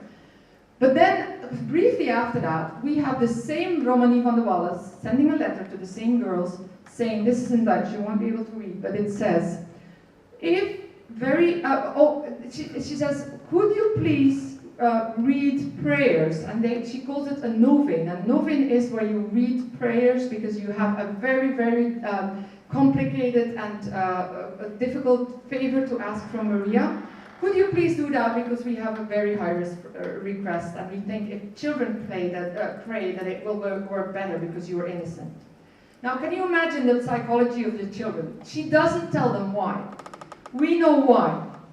Because we have all the letters, and we have also the letters that went back and forth between the adults who lived in different parts of the country. What do we know? That their father, because here's Romani van der Walle, she's writing in long, nice letters. That's their oldest sister, who didn't have to go to the colony because she was the oldest girl. And then their father, who's called Camille. We know that he went out to milk a cow, and that a shrapnel or a bomb was falling right next to him and cut him through the arm, and they had to amputate the arm. And this is a picture taken the first day after he got home. So what Romani was doing, she believed that the arm would grow back if the children prayed enough. And it was a priest who had to explain to her that that wouldn't happen, that she had to stop hoping for that. But anyways, once she accepted the fact that he lost his arm, they were making a picture, because he had almost been dead, you know, he had the whole situation of high fever and gangrene and all that, but he survived, and he actually made this picture, and you see how he's hiding the fact that he only has one arm, because they wanted to send this picture to the children, because they knew they had aroused anxiety by sending that letter, so they wanted to show that everything was okay. So the children get this picture, and we know that it's the first picture that was taken after the father came home, but we also know that it's the last picture that was taken of Romani, because 2 months after her husband lost his arm by shrapnel, she goes to milk the same cow, and she thinks, being smart, she says, it's not safe in the fields, I'm not going to go and milk the cow there, and she does it in the barn, where the bomb falls right next to the barn, the shrapnel goes straight through the wall and hits her in the skull. And she has been alive for 2 days, and then at that moment, again, the children, nobody at home wants to tell the children, and this is my great-grandmother, so this is the oldest generation. And now she's sending a letter to the children, in which she says, if bad news should reach you about the family, will you please always remember that in the end, God will make sure that all is all right. So again, you have this letter full of omens, you know, and the children don't know why. But we know what happened. Romani dies after 2 days. Her skull is completely open. They have to transport her for 10 kilometers on a wagon. Can you imagine? Your skull is open. We have the letters in which the sisters tell each other that her brain is actually hanging out of her skull. And we have her, and you don't see that properly here. You could see it better yesterday. I think it's a bit overlighted, but you have to look to the left. She couldn't see, she couldn't speak, because her brain was damaged. And the only way of communication she had was a little scrap of paper, and she tried to write with one hand because she was paralyzed on the other side. And it's her daughter who later wrote down, because she very much knew what her mother had said in her last hours.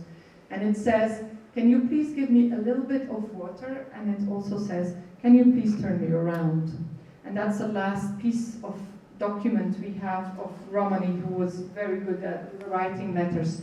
So gradually, because that's what the father is going to ask the nuns, gradually, months later, the children will be told that their aunt is dead, but they will not be told till the end till I think 2 or 3 years later, that their father lost their arm. And the only reason why they're told is because their father has reached the point where he's asking to visit his children. And then we see letters that the oldest girl that we just saw in the middle of the picture is writing to her father and says, Dad, don't forget, if you're going to go visit the girls, that there's something you have to tell them first. And we think that clearly is a referral to the fact that they still don't know that he lost his arm. This is Florent. We saw him in the beginning. That's the oldest brother of my grandmother. They get the news that he has been hurt in the war. He's pretty severely hurt. They say in the letters that he should have been dead. He's not.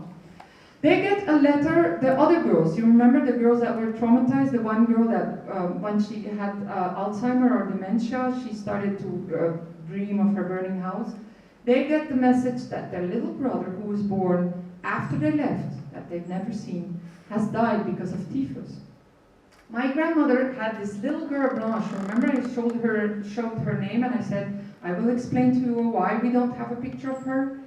At Christmas time, they get the message that everything is going well with the baby.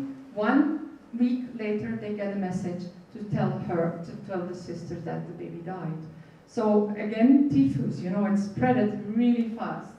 They get the message that their parents have moved, because we have a family story that they were, the rest of the family was still in Stavler. Remember, they were with the sister who lived right close to the frontier, to the borderline between France and Belgium, that they have moved to a different place. But we know from the notebooks of the children that the children knew very well their history, because the nuns were teaching them exactly where the Iser was, where the Germans were, where the villages were, and they could actually see from the letters and from their geology classes how close that their parents were moving towards the front line. So they were moving away from the family situation where there was absolute too big a stress on this family in Stavler, because we know from the stories that at some point my great-uncle kicked all the refugees out of his house, and it was the mother van der Walle who said, you know what, you just go all the way to the beginning of the driveway and then come back, and I will have calmed him down in the meantime.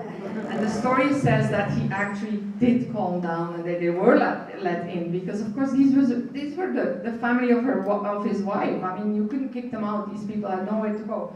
But for me, it showed how much stress these families had. We always think, oh, the people were they were all refugees and they were helping each other. Well, no, it wasn't that easy. So the parents of my grandmother are moving, and they're moving towards the front line. And these kids have information, because there's so many Belgian visitors, there's newspapers, the nuns talk about the war, everybody's asking about the war, the children are in Paris, but they know in what a difficult situation their parents are, because they're next to the front line, and the Germans keep throwing gas, and the Allies also throw gas. I mean, it's not, at that point in the war, they're throwing gas back and forth, so it's really, really dangerous. This is what their village looks like in the meantime, showing it away. This is Zuidschot. Their school is right in the background there. So you would think, okay, this is what the children are experiencing. They remember parts of the war, and they know it's not going good there, and they probably have some sorrows, but at least the children are safe. Or are they? Let's look at that. First, again, a little bit about the trauma. They asked the children to draw the houses of their memories, and the nuns put in the diaries that all the children are drawing destroyed houses. But what else is happening? They're 40 days in the colony, and the first girl is already dying. This girl was the age of my grandmother, so she's in my grandmother's class. A few weeks later, the second girl is dying. They're dying of scarlet fever. And at the same time, there's an epidemic of measles. So a lot of children are sick, and they see each other die. The nuns are trying to hide it from the children, but of course they can't, because the children go missing. The first child actually dies in the colony, so they have to take the children to the park in order to be able to put the child in a coffin and to bury it outside. So imagine the situation. What else is happening? In the block of where they are living, in Paris, there's a factory where they actually create bombs and grenades. And somebody drops a box. and the whole thing explodes. And we read in the diary, it's already 1917 now. So the children have been saved, so-called saved, for 2 years. And we read in the diaries that the nuns say it's starting all over again for the children. They start to wet their beds again, they start to chew their nails again, they start to pull out their hair again, they are in absolute stress. Why? Because they're not told that it's a grenade factory that is exploding. They only hear it, and the nuns say that they actually see the burning bits fall down, and they hear all afternoon these explosions, because it's a series of these explosions. And the children think that the Germans are there. So they're terrified. And they know that if the Germans are there to get them, it means that they already have their parents, right? Because they had to walk past their parents. So the trauma is on top of the trauma here. What else do they learn? They learn that the oldest sister, who is the unhappy child, is brought to a special colony for DIBA children. It's a horrible word. Today it's not politically correct to say that, but that's what they called it. So I'm thinking the agony, you know, we know that this girl, and they know that this girl also has epilepsy. So she's not fully developed, and she has epilepsy. So it means that the children will have known that if you separate a girl like that from their parents, they have no way. I mean, how do you expect that nuns who have never dealt with a girl like that will solve the situation? We will talk about her more later. We have Martha, the oldest. She stops menstruating. She starts to have scoliosis. She needs to put on a corset. Is that English? One of these things that correct her. She is so in pain and in agony that they actually bring her home a year early. That is a very good solution for her, but it's not a good solution for Irma and Anna, who stay behind, because they've been there all along with their big sister. They've been there 3 years, 4 years, and suddenly their sister leaves. So what does that do to the brain of young children? In the year 17, we have a very, very severe winter. So there, we read that in Paris, the people are starving. They're trying to find the last breads in town. Now what happens if you have to find bread for 150 children? They probably won't have had much. So again, does this ring a bell? In the beginning, my grandmother saying that she was hungry. I think this is part of the answer to that question. They had a very severe winter, and she may have remembered that. The Parisians didn't have food. Why not? Because the Seine was completely frozen, and the boats were necessary to bring all the food into the town. But the children could think. If the Seine freezes, what else is freezing? The Isar is freezing. It means if the Isar is frozen, that all the Germans have to do is walk over the river, right? So the fear that was there with the children must have been immense. One good news is that the 16th child is arriving at the colony. So I think that must have been a big deal for the girls, because that's the youngest girl of the couple that we just talked about, Romani, who's dead, and her father without an arm. He couldn't look after her, so he sent her at a very young age. She was the darling of the school, because she came last. She came in the year 18, if I'm right.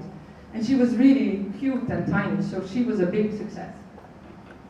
Is that all? No. In the beginning of 18, the Germans developed a much bigger cannon than they've ever had. And we know from articles in the newspaper that when Paris is attacked for the first time in March 18, everybody thinks that these are just bombs dropped by airplanes. And who are the first ones to discover that that's not the case? Is the children. Because what happens is they have had many bombardments over Paris by airplane, and they each time had to go in the basement, because each time you would hear the sirens going, and they would go down in the basements. Imagine the situation. This has been going on for months already. Paris being bombed, just like London has been bombed. So half of the time, the nuns are in the basement with their 150 children, in the dark. You are not supposed to put on any light. So I'm trying to picture that situation. What do you do with the children? The children are terrified. They're very afraid. They've been in the war. They haven't been in the war for 2-3 years. And it's starting all over again. The Germans are approaching. But the moment they are in the basement and they actually are hit by that very new cannon. They are the first ones to tell the nuns, these are not bombs, these are grenades. And that actually was what's written in the newspaper, that the children warned the Parisians because the Parisians couldn't imagine that a cannon could reach so far. But the children knew by the sound, because they were the experts. They had been in the war. The people from Paris had never been in the war. They had. So that was a huge, enormous cannon, and the whole of Paris has to be protected. We've forgotten about that. But you see, this is the situation in Paris. This is in Dutch. This is the children from the colony actually writing to their parents, and they're saying, if there's bombs in Paris, please do not worry, because if something happens, we will let you know. I don't think that's very comforting, is it? But that's what they're sending, and it shows how worried the parents are, because that's what's annoying the sisters, is that the sisters are there, they're in Paris. Almost all the other colonies have been moved. The colony of my grandmother is the only one who is not moved away from Paris. And we have letters of the sisters begging the government to move them, and they never did. And then after a while, you know, the Americans come, because we know in April 17 the Americans are coming, and then they're pushing back the Germans, and that's where they stopped having fear for the bombardments, because they simply stopped. But see, there was, right next door to the colony, there was a hospital for, a maternity hospital, and one bomb fell on that hospital. The children knew that because it was in all the newspapers, fell on top of a woman who was giving birth. So her baby was killed, she was killed, and the midwife was killed. So I don't know what that must do to the imagination of a child, but I think my grandmother had a reason never to talk about it. I think she simply didn't know where to start, if we know everything after that. This is evacuation exercises. They had to learn how to evacuate in bombardments. But slowly, we see here the big posters that were hanging up in Paris. Slowly, the situation is getting better. The Germans are pushed back, and we think we're coming close to the final date. The final date, the 11th of November 1918, the armistice is signed. The war is over, and we have it in the diaries. Children are in the class, it's Monday morning, 11 o'clock, and suddenly they hear the church bells at a moment that they usually don't ring, and they hear that they're not ringing just next door, but they're ringing all over Paris, and they hear the cannons, the salvos of the cannons that are exploding from joy, and they understand that the war is over. The first thing they have to do is kneel down and pray and thank God, because the war is over. There's big, big festivities everywhere. The whole of Paris is running into the streets. The children, of course, can't go. It's far too dangerous. They hardly ever left their walls, you know, so they're not ready for the city life, and especially not when people are getting drunk and the soldiers are everywhere singing, dancing.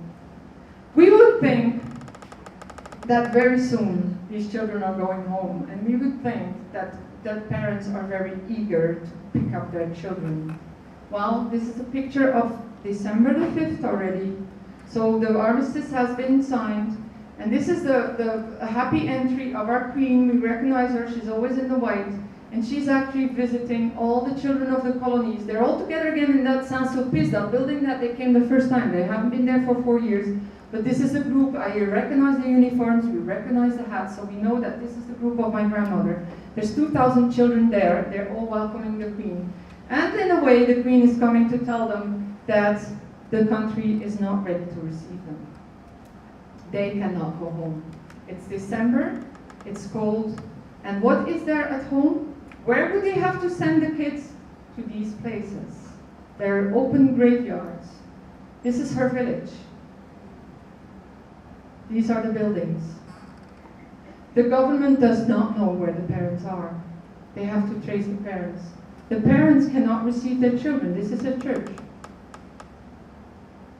The parents will start to go back, and this is the living conditions they will have. They will actually live in the bunkers that were used by the soldiers. There's a lot of strikes in Paris. Why? Because, you know, it's January, February. What is happening in Paris? We know that. They're all preparing the peace treaty in Versailles. And they think they'll do that in a couple of months. So when all the princes and princesses of the whole world are collecting there together in the castle of Versailles, they think they will do that in a couple of weeks. Well, they don't. It takes forever, and the people are very disappointed, and the Germans are very angry because they think they've been far too severely punished compared to what they've done. So there's a lot of outcry, there's strikes, the trains don't ride, the metro doesn't ride, there's no way they can get the children home. Till the end of June, finally they signed the peace treaty, and very soon after, 4 days after, the children finally get the train. Our convoy, we're talking about the convoy of my grandmother. All the other convoys are home already, but my grandmother is the last one, a very full 4 years. She comes back home. This is the story of where she comes back home. She walks past her mother and she says, "Where's mother?" You can imagine, she hasn't seen her mother in 4 years. This is Ferne, that's one of the 3 cities that is not occupied by the Germans. That's the least damaged town. This is Ypres, Wipers, as you probably pronounce it. Nothing left. This is the fields. This is where she's going back to. This is actually tourism, because the people all came back to look at it. This is the living conditions of our great-grandparents. So this is how Hector Louagie would have lived afterwards, if he had stayed in Europe. They are building a monument for the soldiers that were gassed. You can actually see that this soldier is grasping his throat because he's being suffocated. That was there for a couple of years, but we all know that very soon a second world war is starting, and the first thing the Germans did was destroy this monument. This is how Florent, remember the big brother who was actually in the army already for 3 years, and he come back and he had to serve for another 5 years, because all the way to the not just to the armistice, but to the Treaty of Versailles, they had to stay there because they were thinking the war could start again any minute. We know now it didn't, but back then they didn't know. And these were the living conditions he was in. This is the same uncle. I knew him as an old man, and I knew him as Uncle Florent with a piece out of his ear. That was like the closest thing we had to a victim of the First World War. To us, it seemed frivolous, You went to war and you just lost a part of your ear. But now I know better. This is my grandmother and her little sister, maybe 2-3 years after the war. This is when they grew up. This Florent that I just was talking about, he's the only one who went back to Buzingen. All the others stayed back. Florent was there for 10 years. He tried to clean the soil from all the shrapnel, the bombs, the iron, the wires for the telephones, for all the dead bodies. And then finally he decided to go to France because he just couldn't make a living out of that field. This is Marie again. The only thing we know from her is that she never came back. That's what my grandmother kept saying. She never came back. She don't know where she went. She got lost. This is my grandmother marrying the little boy that she must have seen or not have seen on the same convoy, Oscar Louagie. That's the little brother of Hector Louagie who came to the States. And this is me with my grandmother and my grandfather. I'm in the middle. But the only reason I have that picture here is because I'm wearing a blue dress, and it makes a perfect link to the next picture with another girl in another blue dress. And I put this picture in because I want to remind us all of the fact that these refugees, children, are still waiting for the help that 100 years ago we all gave each other and we all got. And I, through my research, I am so much aware, and I hope you are as well, of the fact that had there not been people who helped my grandmother back then, I wouldn't be here today to talk to you. You probably would, because Hector escaped, but very many people in Flanders wouldn't be. And all this is being repeated today, let's remember. I want to thank you for your attention, and I hope that I was clear enough, but if you still do have questions, I'm willing to answer them either now in a big group or afterwards with, I think, a drink is what we're getting, right? Thank you so much.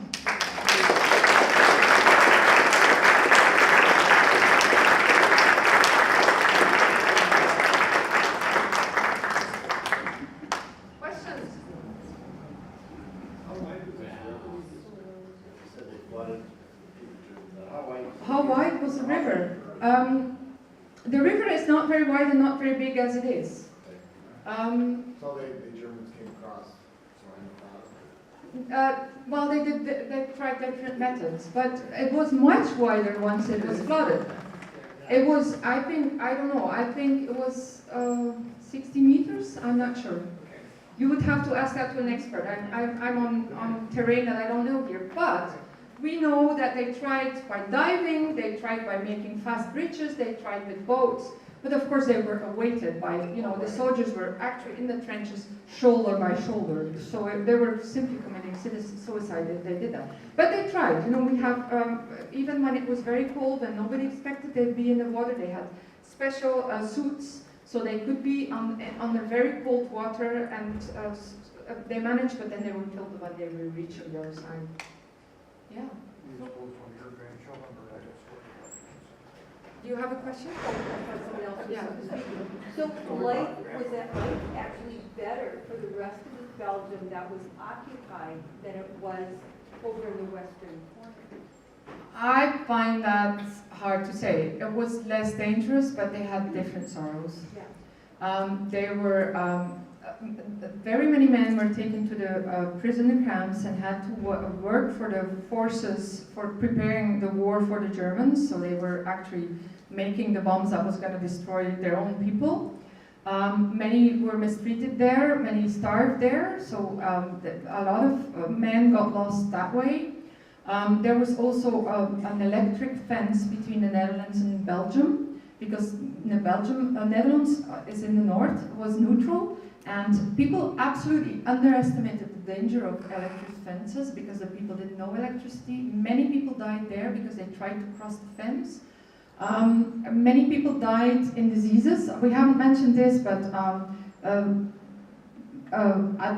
after the armistice, very many people died of the flu, the Spanish flu, and that didn't stop at the border. So there again, we lost a lot of people. We lost people as the Germans were coming in because they were absolutely cruel. They had mass executions, etc. They were probably practicing for the next war, you would sometimes think. Just through the occupation, it was a suppressed people. So I think it depends on what you think is worse, being in freedom and the possibility that you were hit by a bomb because you're close to the front line, or not being free, being somewhat safer for the bombs, but whenever you did something wrong, you could be shot. There was executions there. A lot of people were trying to spy. Were you discovered, you were going to be not beheaded, but you would be executed by shooting. So I don't know in numbers. Of course, more people, more citizens died in that area. But what is more? Because the area is smaller, so you would actually have to look per square meters almost to see if it was worse here or there. So I wouldn't dare to say that it was better. It's different. Yeah, a different fear and a different anxiety, I would think. Other questions? Yes? In connection with that, there's a woman that I've met at Boulder Estates. And you want to? Oh, there's a woman I met at Boulder Estates. I'm thinking her first name is Margaret. And she was 19, she said, when the Germans came into Belgium. And she said they were fortunate because they lived out on a farm. But she said the people in the cities, that when you think of Germans occupying, she said it was literally, they came into the homes and occupied the homes and took over and were very cruel. And she said even out on the farm, she remembers the family was told the Germans were coming, and her mother told her little brother to hide the butter in the barn because they had just made butter. But before he got there, the German soldiers had arrived, and one of them told the boy to put the butter down on the ground in the bowl, and he stuck his boot in it and then said, clean my boot off or I'll kill you. And she said she and her sisters were all upstairs hiding under the bed, and that's when her family decided to leave Belgium. But she said her mother was always homesick for Belgium. And she never got back, but this lady that I was talking to did go back once. Yeah, these are traditional stories. Some of them end not so well, not as well. Yeah, the stories that we know are quite horrible. Other A question? lot of these children had no home to go to, did they? No.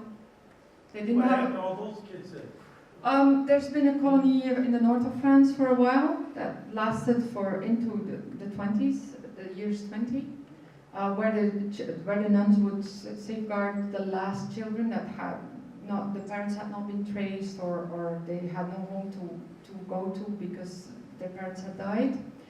Of course, there were some kinds of refugee camps for a short time, but there was a lot of solidarity, so people would share they were used to it, of course. They had lived together with different families on farms before, and they continued doing that for a while. But there was a lot of fast, what do you call it, help in building, because they had quite a bit of experience with building tents and barracks. Is barrack a word? Made of thin wood, etc. Because they had to do that all along in the war, not only for the refugees, but also for the soldiers. Because as I told you, in the beginning the soldiers were going in the farms, but as, first of all, the farms were being destroyed, there was less and less space for the soldiers, so they had to build tents or barracks. But the other thing was that this was not practical, because the soldiers would not have the wood accommodation. There would be holes in the roof, and there would be animal dung, and they would have to climb ladders, etc. It was much easier to build very quick, very cheap, fast buildings that they could have a mass production in. So after the soldiers left, basically the refugees that were coming back home moved in there. And then there was massive funds, because of course Germany had to pay a lot of compensation. And often when you look at it, you wonder where all the supplies came from. But I don't think that any people have slept in the open air like they had to do when they were fleeing, because there we know that they were actually sleeping in the ditches, etc. They have been, I think we shouldn't underestimate how well organized you become if you're forced to, and how skilled these people were in being fast and building and making sure that everybody was sheltered. And there was, of course, a very big fear all the time for typhus. So they were being very careful that the situations that the refugees were in had a minimum basis, so that people wouldn't all die, but they did anyways, because there was that Spanish flu that was really going through Europe and coming from the States, following some sources. I mean, it's not been excluded where this virus came from.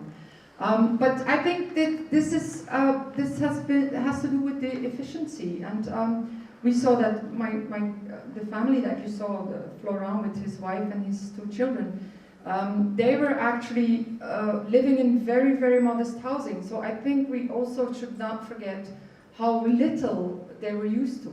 So the people were simply happy that they weren't on the street and that the war was over. So we don't have many resonances of people complaining that they had to be in barracks or whatever.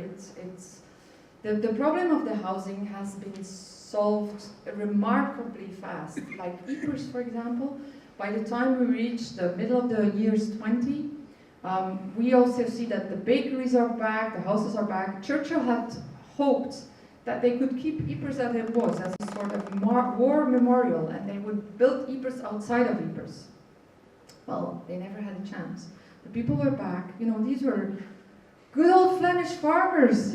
They were, well, the city people weren't, but the mentality was there. Like you pull yourself up on your own shoestraps and you start over. And I think the optimism, and we know that also even in the United States, the economy was very fast moving forward. So of course in 29 it all collapsed, but there was an enormous volatility. Volatility, is that what you say in English? Like a readiness and a willingness to solve this. I think it must have been very special times as to, atmosphere. I think we are thirsty, no? Yeah. Thank you, and have a great day.